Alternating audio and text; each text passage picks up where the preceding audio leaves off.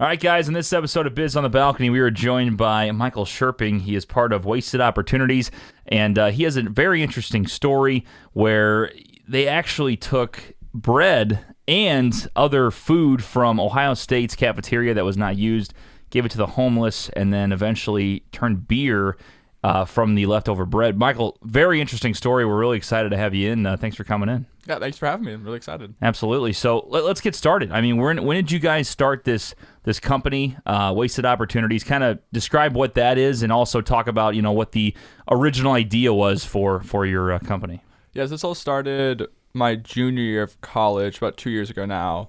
And it was a couple of friends and I that we were had this idea and we went forward with it. But what it is now is Wasted Opportunities. It's a collaboration between two different organizations at Ohio State, Food Recovery Network and Smart Campus. And we use the school resources to take all the leftover foods from the campus cafes and cafeterias and then take those to food shelters around Columbus that need food for those daily meals. In addition, we also do data tracking for the university to help them with their own purchasing patterns to help to reduce other types of food waste as well. And then with that, we have a variety of different types of things that we do with it. The different foods go to different areas. And one of the things that went with it as well is we make beer with the leftover pastries and the bagels from the morning routes as well, which is sold at Seven Sons Brewery in Columbus as well. And then that will be slowly transitioning onto Ohio State's campus. I mean, that is just such a cool story. So was it true that when we talked to your brother Andrew, he listens to the show, and we're good friends with him, Scherping the football expert.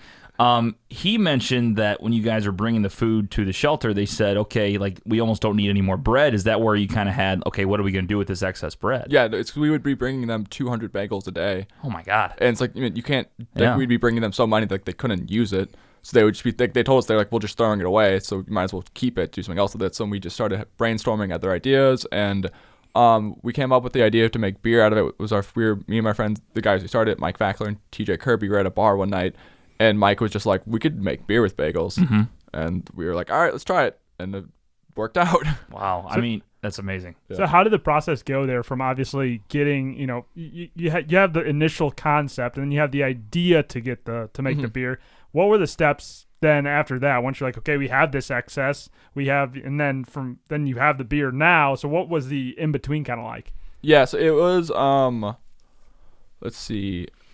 It started with, we have the leftover pastries and the bagels from the morning routes because we'd have so much of it that we needed a variety of different things to do with it. And so we approached our advisor. He's an incredible guy in his field. He has a lot with food waste and stuff like that. So he kind of helped us a lot with the ideas and where to go. And he basically was you either want to look at composting or making a new product out of it. And so we were let's try both. And so a good amount of the food does still go to composting, but a lot of it does go to making beer as well. And we just started calling breweries, and eventually we were just trying to get one that would listen to us. And we started with one that had Ohio State grads, and we were working with them, but eventually just after a couple months it wasn't working out. Mm-hmm. And then we had to then put it on hold because my senior year, when we were working on this, we entered into a competition to get funding to buy a car and to expand our network and everything. And the people in charge of the funding liked the idea for beer, but they told us that was something we should do in the future. They wanted to get the routes done first and get the software done to do the food tracking and to buy the car first before we moved on to the beer. So we had to pause it for a while. We developed other parts of the organization, and then after we kind of had worked on that for a year, and when I was graduating this past May, we one of the guys who took it over my spot, he kind of took the role over to figure out what to do with the beer then. Mm-hmm. And he kind of took up where we left off, was trying to find another brewery that could pick it up. And eventually we got another one that liked the idea. And we just started bringing them samples of bagels, and they just started testing it until they basically found a batch they liked. And the guys that took over from me would then go there and test them and figure out what taste they liked the best. And then they just eventually went for it, made it, and they released it in November. And they've been selling it there since. That's sick. That's incredible. I mean, that is just such a cool story. I guess whose idea was it originally to? You mentioned your buddy at where you guys were sitting at a bar, weren't you? And he said we could turn this into beer. But then was it kind of all right, whatever, dude? That's not going to happen. And then when did you guys actually take it seriously? We could do this. So it was when he did mention it, it was a pretty funny joke. We were yeah, let's try making beer. It's no way. And then it all really did start with, so my senior year, we entered into a competition at Ohio State to get funding for for sustainability challenges, and that was one of the things we went in there with was like, hey, we want to like, because it was you could get awarded upwards of $100,000, and so we won the competition and got $55,000, but they basically told us, they were like, we like the beer idea, but like don't do that yet. And so like, but like them being like interested in it was like a big positive for us. It's like they were telling us it's a good idea, but like hold off on it until you get the other thing set up first. And so that was like the real thing. We were like, oh, people actually think this is a legit idea. Right. Yeah. Super neat. I mean, it's very unique. You know, you don't hear often stories of obviously you guys helping the homeless, which is amazing, but then falling into a business opportunity as well. So I guess first of all, how's it taste? I mean, obviously it's got to be great. Yeah, it's the description is it tastes like an everything bagel, which it An does. everything bagel. That's nice. Yeah, That's nice. It really does. It tastes like a bagel. Yeah. So and that's like the way they brand it and everything. And like the description is talking about like how this is food recovered from Ohio State and Right. everything. So cool. Yeah. So it's really cool seeing like a beer you made on a Right.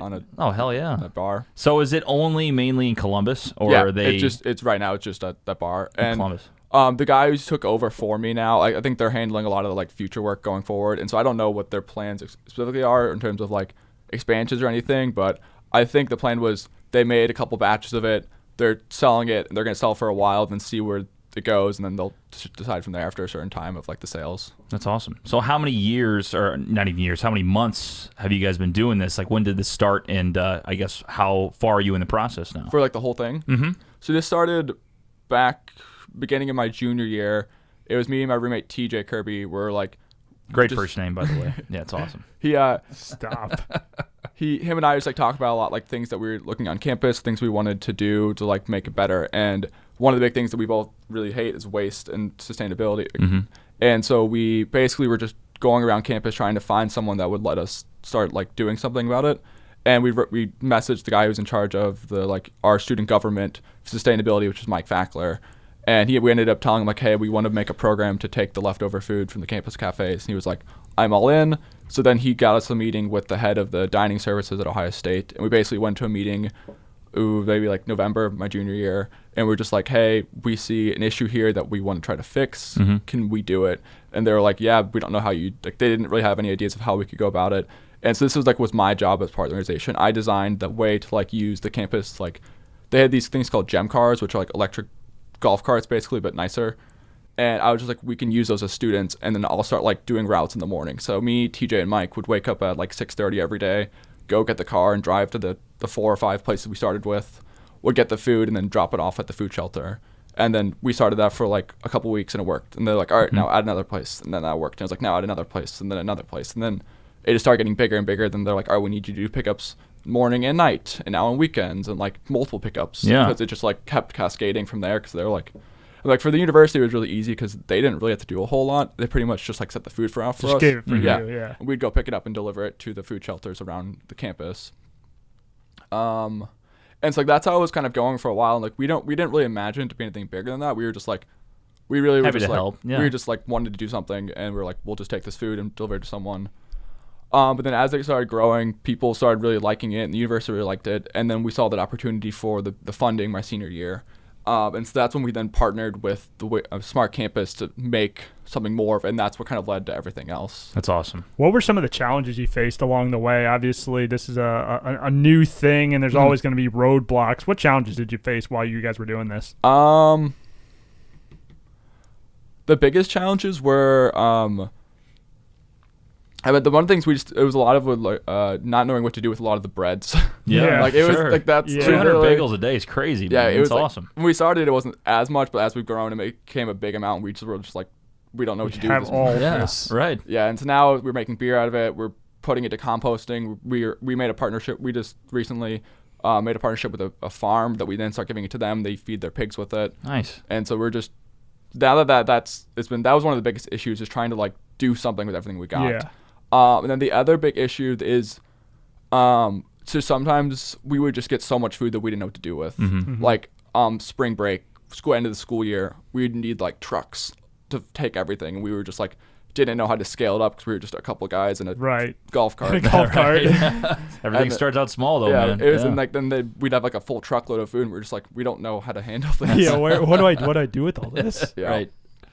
And so it was just really like just like growing it up, and we didn't expect it to grow up so big so quickly. It was just a couple guys. That's great. So as far as the beer goes, have you? So how many months are you into the beer being sold now in Columbus? Do you guys know? 3, I think. 3 November, so that'd be 3 months. Nice. Yeah. So is there like a time period where your guys are going to kind of see how the sales are going? You mentioned that they're going to put it out, see how it works. Is there an interest, like as big of an interest yet, where you guys could eventually take it elsewhere outside of Columbus, maybe outside of Ohio, or is it kind of, you think, mainly going to stay around Ohio State's campus? I'm guessing the goal is probably going to be try to keep it in like around campus. Like I don't think they're trying to expand it into like a full thing. I think the idea is going to literally just be like, we want to have this as a simple, sustainable thing that like, it's like we take stuff from the university that they don't need. We then make something for the Columbus area, and then the proceeds and the benefits then help the Columbus area. And Gotcha. It's just, we want it just to be a thing that just like helps out with waste that's not being used. Right. Well, that's awesome too. I just didn't know if you guys saw an opportunity. If people really love the beer. I mean, obviously it's a great story, but if the beer's tasty, I mean, shit. I mean, who knows what could happen and where it could go. Yeah, that was one of the things. The when I graduated and like passed it off to the next, that was for me, that was the biggest part, was like something that I created in college, and I was just like, when I graduate, it's just gonna die. Then there was all these people that wanted to keep it running. Yeah, that's really cool. For sure. And so I passed it off to them, and I was kind of just like, you guys take it wherever you want to do with it, like. And so they're the ones really like making the next big steps. Like we laid out, at least me and the guys that started, like laid out what we were trying to do, and then kind of handed it off to them, and we're just like, take it from here. That's awesome. So you guys are still owners, and because you're the ones that started it, correct? And then, so are you living in St. Louis then? Yeah. Okay. Yeah. So how do you manage, I guess, that part of it if it's still going on? Obviously you passed it on, but how much of a hand do you have in it still? As of this point, not very much. I pretty much like just get updates every once in a while to see how it's going, and like I try to help out if they ever need any help with like designing new routes, but they're all really smart guys, so they know what they're doing. They don't really need my help anymore. Sure. I mean, so what are you, obviously you're one of these guys and your friends that you can do incredible things. I mean, that is just a great thing you're doing, and then also running into the beer part of it is so cool, such a cool story. So how do you, keep your mind going here in St. Louis? I mean, you have so many things you can do, and like a guy like you who starts something in Ohio State can start something else in St. Louis. So do you have anything else you're kind of working on in STL, kind of a similar thing? As of this point, I've pretty much just slowly started to like get into the real world. Adjust to real world life. I get it, man. Being in college now, it's like they're really not really now. I'm just kind of like taking it slow and trying to figure out like what's going on.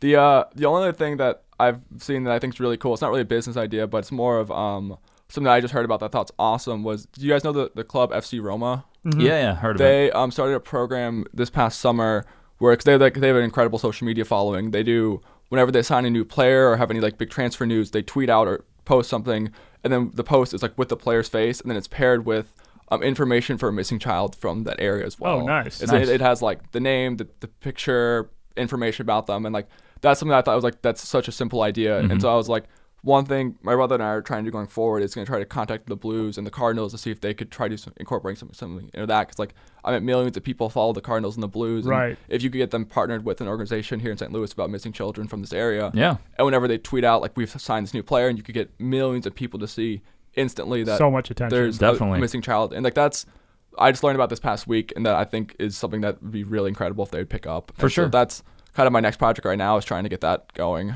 Yeah, well, obviously you have success. I mean, like I said, it's cool too, because we bring people on here that are business, operators or have ideas, but there are so many people out there. I think that's why we kind of started this, that maybe have ideas for businesses and or to help people, whatever they want to do, but they don't go about it. It's all in their head and they never go for it. So it's cool to hear your story about going for it, and helping people out. Yeah, we just kind of, there's just some friends, and we just were like, we'll try this. Had an idea. Yeah. That's a great way to do it too. When you're in college, you have that landscape and that medium, those tools to utilize to go do something like that. What advice would you give for, any students who are, maybe in a similar situation like you guys were, where they see an issue on campus that they want to do something about?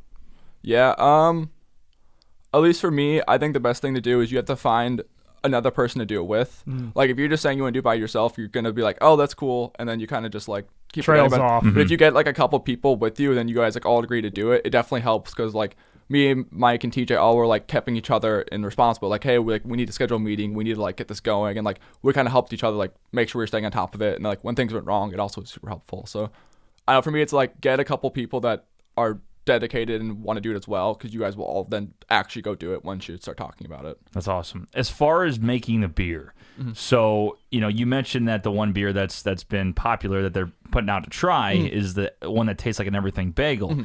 Now, obviously, with different types of bread, you could get different tastes. So have you guys had like different types of beer, or is it mainly the one because you had an overhaul of that certain type of bagel? Yeah, so right now they just take the bagels and they just dump all the bagels, so it's literally like an everything bagel. Wow. And so we also... I got to try that, man. I would go to Ohio State just to try that. Like, that's so cool. They also have... We give a lot of different types of pastries and muffins and strudels and everything, and so they're wanting to do something as well with the other types, but right now they just started with the bagels, and if it was not too much hassle on them and worked pretty well, they're going to then try something like after that. That's awesome. So let's say that these guys that you set them up, you're the guys, the masterminds at this. I mean, you got to have a little understanding, like, hey guys, if you get some of this beer and it starts going big, like, remember who started it? We're gonna get a little something. Yeah. The dream for me would be more of taking the same model and then applying it to every university in the country, because if it works at Ohio State, which is one of the biggest schools you have, it could work at every college you have. Definitely. And so, like, for me, that would be the coolest thing to happen, would be, like, if you can take the same thing and just start reaching out to, like, every other Big Ten school, then from the Big Ten school, other conferences, and just be like, it's really easy. I mean, all you really need to do is get, like, 20 students in a golf cart. And you go wake up early and you go drive and pick the food up. Yeah. Well, I think it's a great idea. And like you said, I don't think there's any organization nationally that has been, they've tried, but it's like, it's not on every campus. It's something that's easy, where there is so much, leftover food everywhere. I mean, I work at Lindenwood, and I know for a fact, like, there's an all-you-can-eat buffet in one part, like there is in a lot of universities. It's like, where does that food go? Well, they throw it away, and there's a good point that a lot of that can be used elsewhere. So that's a really good point. Yeah, and then one of the other big things that we are trying to do with it as well that is now rolling is, not only do we do food waste recovery, we also do food tracking as well. So we then track, we'll take scans of how much food they're giving us, and then we can start helping them with their purchasing patterns, because it's not only important to take food that could be eaten for that someone could eat, but it's very important as well to take like leftover food that would just be unused to reduce it from going in landfills, because food waste into trash is just detrimental for the environment. Definitely. In terms of the resources that went into it that got wasted, and then therefore then going in, and then the gases and the CO2 that's pent up under the ground that comes out, that's just really toxic as well. And so it's like hitting both fronts of that is like super critical. Definitely. So you're helping out with the front end too. I guess when they purchase the food, so how much they're purchasing for the dining halls to begin with, so that so they don't waste. reduces. So that was the collaboration between Food Recovery, which is what me and my friend started, and then with Smart Campus, which was what Danny Frazier, a guy at Ohio State, did as well. He was running that, and we kind of went to him and we're like, hey, this is what we're doing, but we don't know much about data management or software. We want to create like a tracking system for this. Could you make this? So then him and his organization developed the software, created a way to like use iPads to scan that, and the university got behind it, and that's what a lot of the funding we got went towards, was to develop the software and to then build like the system, so that now we can start doing tracking on both sides, like helping them out with their own purchasing patterns, to just all around like save money and food both ways. Can we get think too? It's like a software that you guys are using? It's more of like an algorithm type thing. So is that something too you can maybe reach out to other universities about?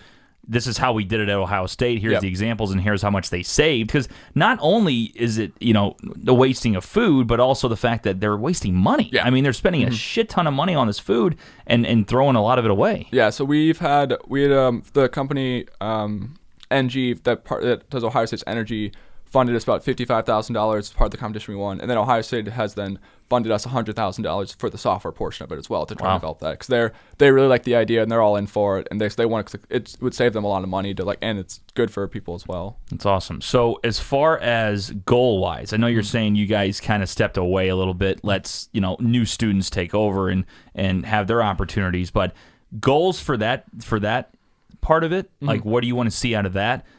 As far as growth, how do you want to help with that? And then I guess just your own personal goals in your career and how you want to progress here in the next 10 years. Yeah, like for goals for that, I think the goal is to finish Ohio State. Like when we started it, we did 4 places. And then by the time I was graduating, I think we were picking up from like 20 different places. Nice. And Ohio State has a crazy amount of different cafeterias and restaurants. Yeah. And the goal, I think, is for them is to get all of Ohio State done. It's like get the medical campus, which they now do, and like get Ohio State, like we can do a full university this way. And then from there, I believe the idea was to start reaching out to other universities to try to like just give them the idea and Do be the like, same model. yeah, same model. Like, this is what we're doing. Like, someone should try it.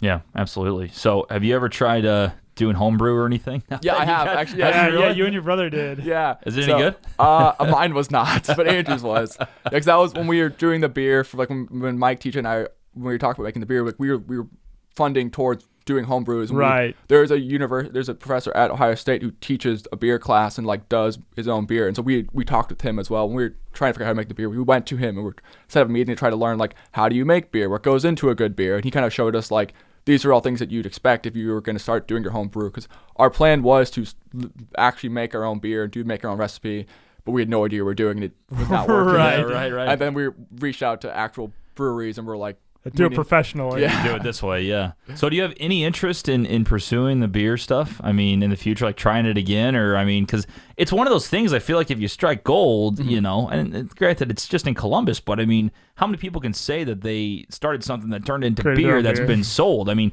do you have any interest in continuing that here in St. Louis?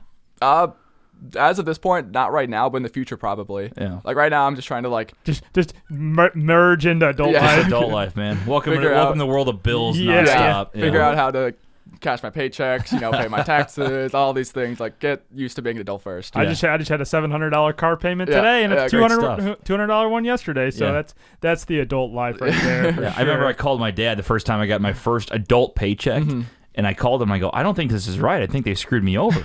And he goes, well, show me what you're talking about. He goes, yeah, it's just taxes. It's like 25%. He goes, yep. Welcome to adulthood, bud. Yep. Welcome to the adult life. We're trying to make our own beer. We're thinking about doing a home brew, brews on the balcony. Brews on the balcony, you got to give it a shot, Brews on the man, balcony you know? beer. Any advice for the home brew? What you did wrong What that I did maybe wrong? we shouldn't do? I think using high quality like material and like the food you put in, like the I'm trying to think. I cleaned it, but they remember like they were like, you clean it to clean like very certain things. And I did that very well, and like you want to use like high quality food that you put into it and all that stuff. What is your homebrew called? Did you guys ever name yours? Did your brother name his at all? This is just it. It was just the beer. Yeah. He told me he'd come over and help us do the homebrew because his was successful. So that's like most guys' dream is to make beer that just you can name after yourself and taste is the next Bud Light or is the next craft beer or like whatever. It could be huge. The Close the Loop beer we made with Seven Sons tastes way better than the beer I made at home. Way better. That's a difference of what professionals can do. That's awesome. Well, Michael Scherping joining us, man. Really appreciate you coming in, telling your story, and good luck in the future. Awesome. Thanks for having me. Yeah, absolutely, man. Thanks.